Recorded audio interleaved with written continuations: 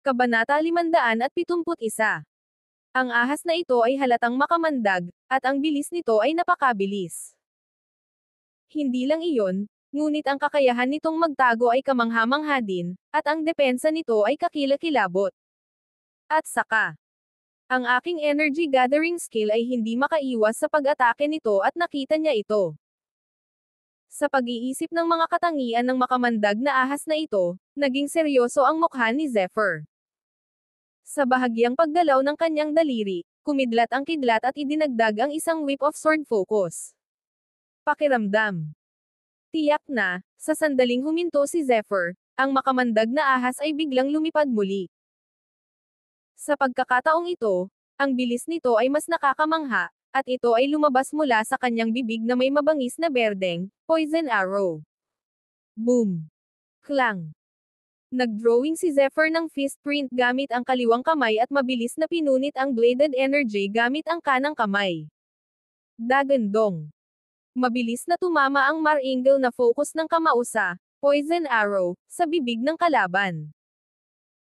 Hindi lang iyon, ngunit sa pagkakataong ito, ang bladed energy ni Zephyr ay naging napakatalim sa ilalim ng suporta ng sword focus. Kahit hindi niya ginamit ang Golden Combat Sword, sapat na iyon. Buzz. Sa isang masakit na pagsirit, ang katawan ng makamandag na ahas ay napunit sa 2 piraso.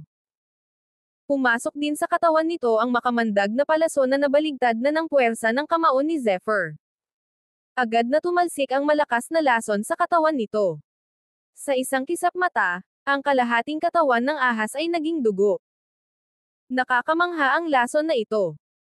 Hindi maisip ni Zephyr kung gaano kalakas ang mapanirang kapangyarihan kung ang lason ay tumagos sa kanyang katawan.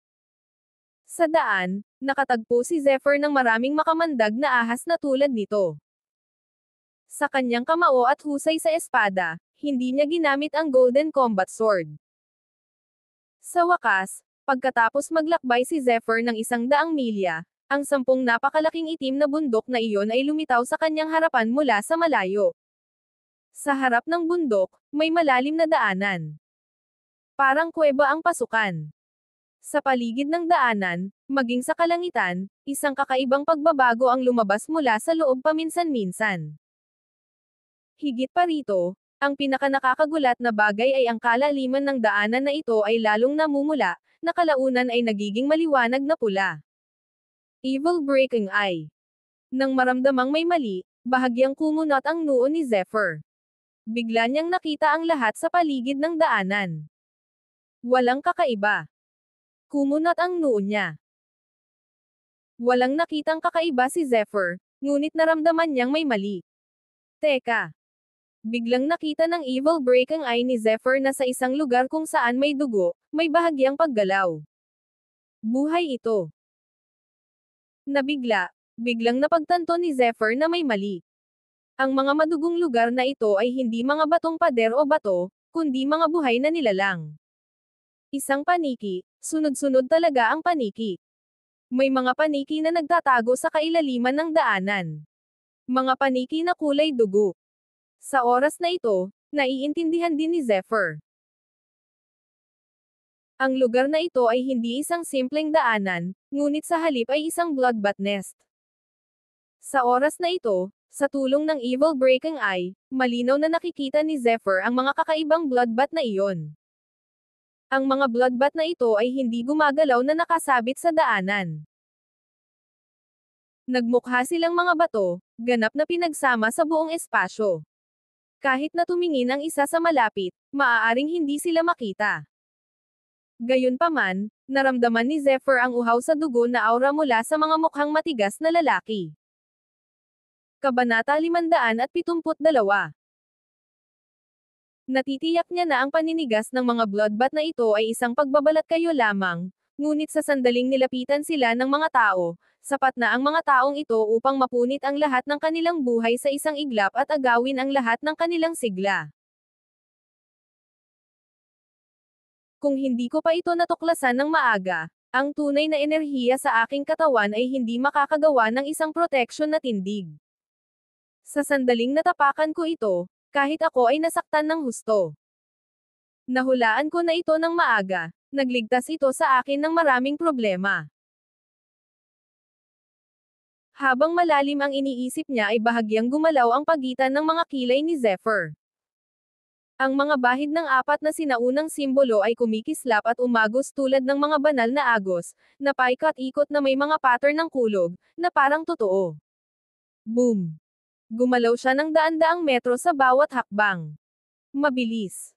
Siya ay napakabilis. Sa oras na ito, ang bilis ni Zephyr ay lumampas sa bilis ng tunog.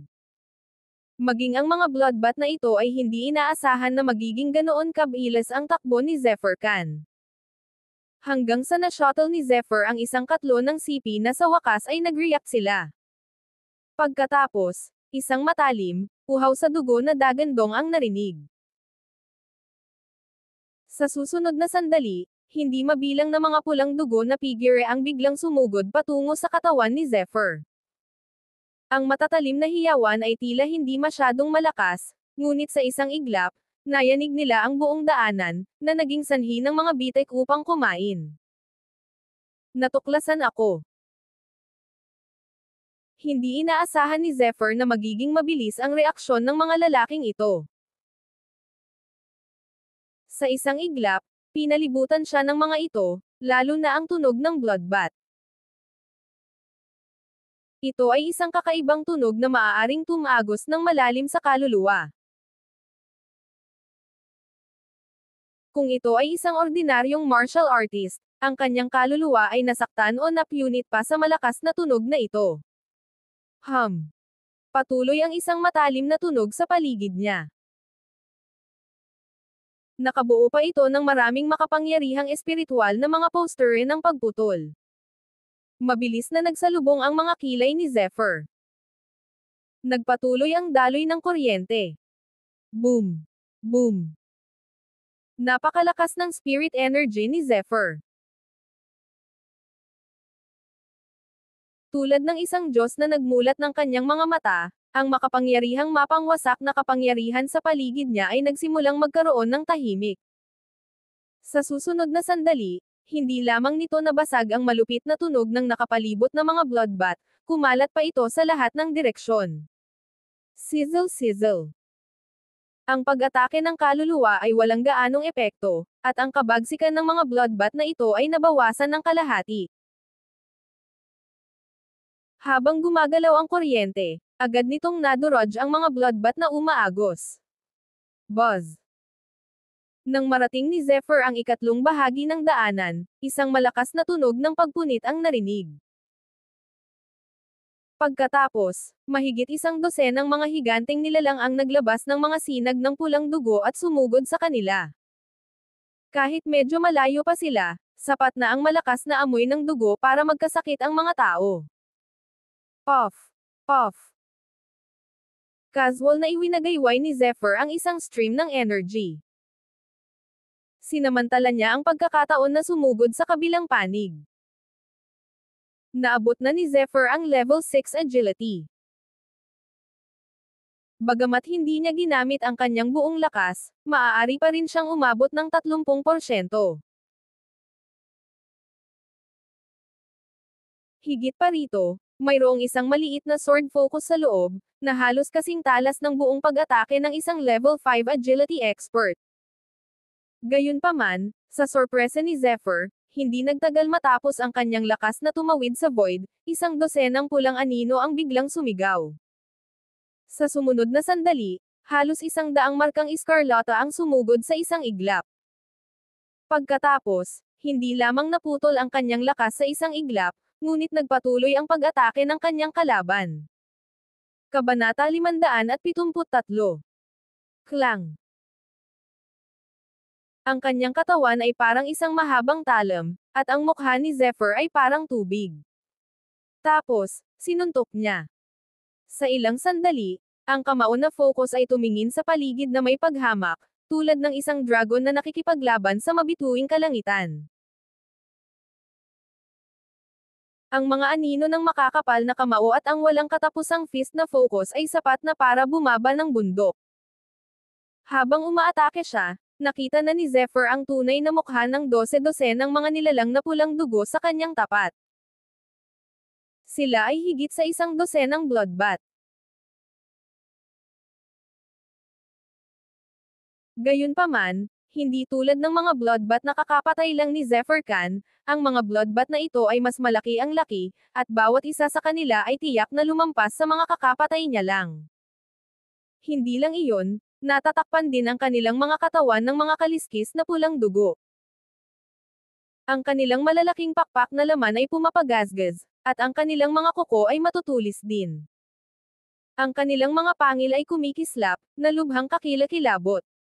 Ang lakas ng espada ni Zephyr ay nabasag lamang ng kanilang matutulis na kuko.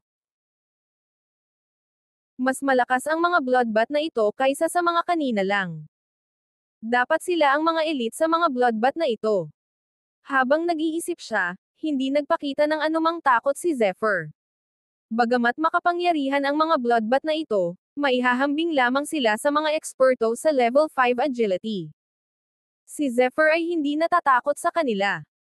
Para sa mga mahihina, kahit na may bentahe sila sa mga numero, maaaring hindi sila magkaroon ng bentahe sa tagumpay. Klang! Biglang umalangaw-ngaw ang tunog ng espada. Pagkatapos, kumislap ang isang liwanag ng espada. Parang talam ang palad ni Zephyr. Marahas itong kumaway at lumikha ng dagat ng bladed energy. Mahusay na buhangin ng disyerto.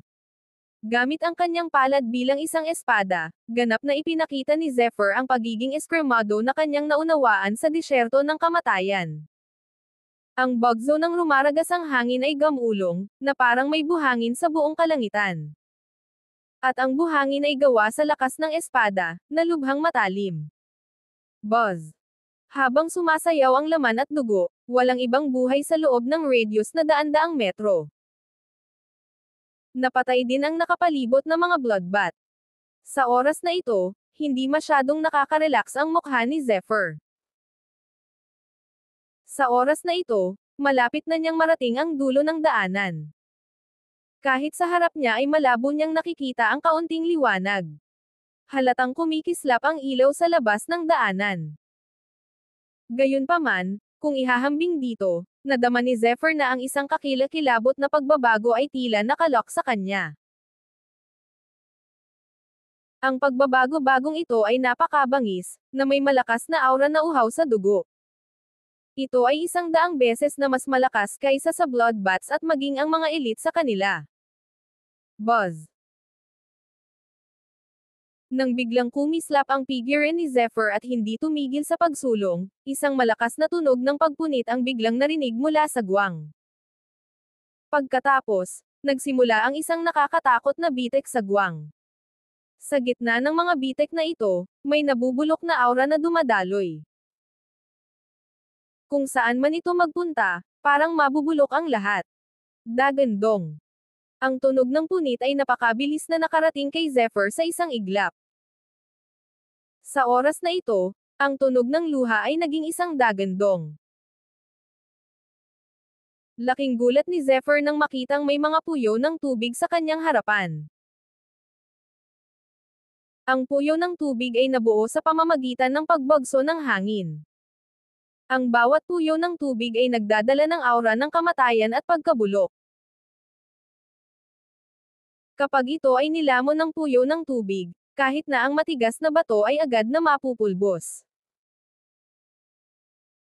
Kung pumasok ang katawan ng isang martial artist, wala pang 3 minuto ay papatayin siya. Kabanata 574. Swoosh! Bagamat mabangis ang puyo ng tubig na ito, hindi naging mabagal ang reaksyon ni Zephyr. Ang kanyang katawan ay naging isang lumalangoy na dragon, na may kidlat ng kulog at kidlat, na pumupunit sa ilang piling mga paniki ng dugo na nagmula sa harapan. Gumalaw siya sa isang iglap, tulad ng isang matalim na mahabang espada. Sa oras na ito, pinunit ng sword focus ang langit, at ang lalaki at ang espada ay naging isa. Buzz! Sa isang tunog ng pagpunit, Biglang naramdaman ni Zephyr ang isang malakas na mapanirang kapangyarihan na paparating sa kanya, ngunit mabilis itong nabawi ng kanyang sariling bladed energy. Ito ay isang bloodbath. Habang itinaas ang mahabang espada at pinunit ng bladed energy ang vortex, inihagis din ni Zephyr ang kanyang focus sa attacker. Isa itong malaking bloodbath na may dugo pulang kaliskis sa katawan nito. Ang mga kaliskis ay kumikinang na parang baluti. Kung ikukumpara sa mga elite bloodbath, ang bloodbath na ito ay hindi lamang malaki, ngunit mayroon ding malaking buntot sa likod nito. Ang buntot ay may dalang reverse hook, at ang asol na ilaw sa hook ay nagniningning. Halatang nakakalason. Habang ang 2 metrong taas na katawan ay nagpapakpak ng mga pakpak sa likod nito, patuloy itong naglalabas ng mga bugzo ng malakas na hangin. Ang malakas na hangin ay kumikislap, at pagkatapos ay naging isang puyo ng tubig, na humahanggos muli patungo kay Zephyr. Isang malaking kawit na parang buntot sa likod nito ang umuunat at lumiliit paminsan-minsan. Malinaw, sinimulan nitong i-lock si Zephyr at binalak na umatake anumang oras. Ito dapat ang hari ng grupong ito ng mga bloodbath. Bahagyang kumirot ang puso ni Zephyr at nahulaan niya ang pagkakakilanlan ng lalaking ito. Gayunpaman, hindi siya tumigil sa paggalaw ng kanyang mga kamay. Nagniningning ang kanyang mga mata na may bakas ng malamig na liwanag. Mga bungkos ng espada focus, tulad ng dragon python, nagtipon-tipon, ngunit tila hindi nakikita. Klang! Isang gintong liwanag ang sumabog sa kanyang palad. Sa susunod na sandali, tumama ang gininto ang laban ng espada. Buzz! Ang isang malaking bladed na enerhiya ay agad na naging isang mahabang gininto ang ilog sa ilalim ng nakakatakot na pag-atake ng espada na focus at sumugod. Swoosh! Unti-unting bumagsak ang katawan ni Zephyr. Sa oras na ito, sa harap niya, ang malaking Bloodbath King ay nahati sa kalahati. Kahit na ang King of Bloodbath ay makapangyarihan, ito ay maihahambing lamang sa isang eksperto sa level 7 agility sa karamihan. Matapos maunawaan ni Zephyr ang puwersa ng espada, ang sword focus ay ilang beses na mas malakas kaysa dati. Ang talas ng bladed energy ay umabot sa isang bagong kaharian, kaya hindi nakakagulat na maaari itong patayin sa isang galaw. Sa kasamaang palad, hindi ito mukhang isang mabangis na hayop. Walang inner elixir sa loob ng katawan nito. Sa pamamagitan ng paghahanap ng Evil Breaking Eye, nakita na ni Zephyr ang bangkay ng King of Bloodbath. Walang bakas ng kanyang inner elixir. Gayunpaman, nang matagpuan niya ang katawan ng kabilang partido, isang kakaibang pagbabago-bago ang nakaakit ng focus ni Zephyr. Isa itong sirang bato, kasinlaki lang ng ulo, ngunit ang kakaibang pagbabago-bago ay ibinuga mula sa sirang bato. Anong kakaibang pagbabago? Bumilis ang tibok ng puso ni Zephyr, at ang kanyang tunay na enerhiya ay naging isang hindi nakikitang kamay, na hinayla ang sirang bato mula sa katawan ng Bloodbath King. Ang bato ay nagkaroon ng kakaibang hugis at lumitaw sa likod ng palad ni Zephyr. Pagkatapos, ang kakaibang pagbabago-bago ay naging mas at mas malinaw. Bagamat natagpuan ito sa katawan ng King of Bloodbath, ito ay isang simpleng piraso na walang anumang dumi o laman. Kabanata 575. Ang batong ito ay halatang hindi kumpleto, at hindi niya alam kung bakit ito lumitaw sa katawan ng Bloodbath King. Matapos itong pag-aralan ng mahabang panahon, kahit papaano ay wala siyang makitang kakaiba sa hitsura nito. Wala siyang choice kundi subukang ipasok ang kanyang tunay na enerhiya sa bato. Sa hindi inaasahang pagkakataon, nang ibuhos dito ang totoong enerhiya ni Zephyr, ang ibabaw ng bato ay nag-react ng marahas na parang kumukulong tubig. Ang ibabaw ay nagsimulang gamulong pataas at pababa, at may kakaibang texture na kumakalat dito.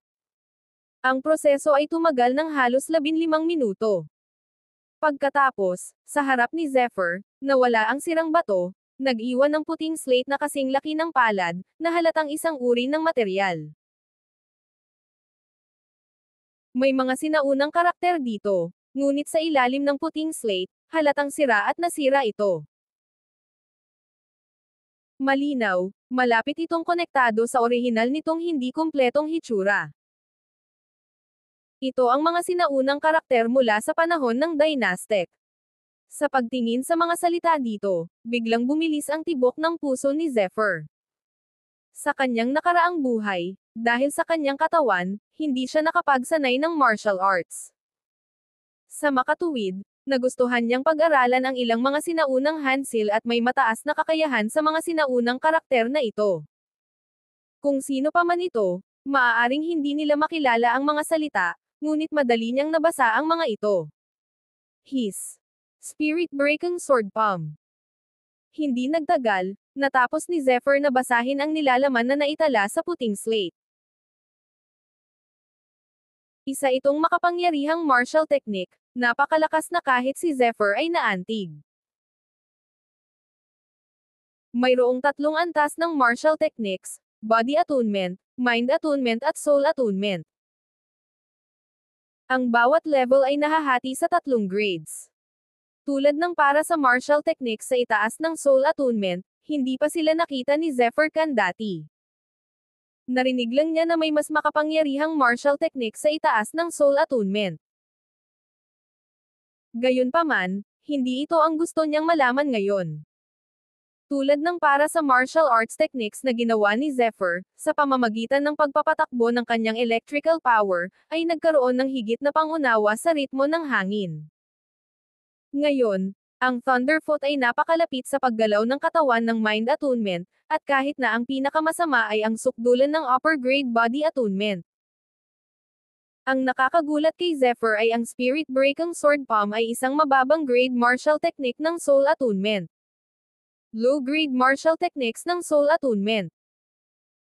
Maaaring wala ito sa buong Boundless Academy.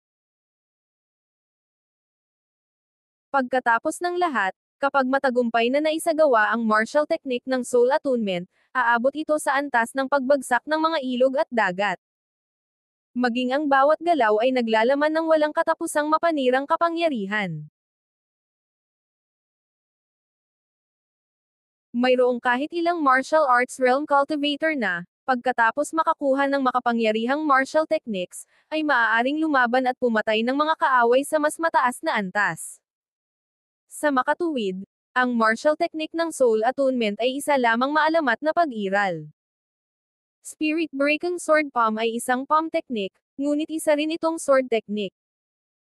Kapag ginamit mo ang iyong palad bilang talam, ang mapanirang kapangyarihan nito ay maaaring makabasag ng kawalan at makapatay ng mga tanikala. Umaasa sa kanyang malakas na memorya, kabisado na ni Zephyr ang pamamaraan ng paglilinang dito at mamulong sa kanyang sarili. Gayunpaman, ang martial technique na ito ay hindi kumpleto. Pagtingin sa ilalim ng puting batong slab, halatang basag ito. Ito ay tungkol sa 70% hanggang 80% sa slab ng bato. Sayang naman. Kahit sa ugali ni Zephyr, hindi niya maiwasang mapasimangot at mapabuntong hininga sa kaloob-looban nang makita ito.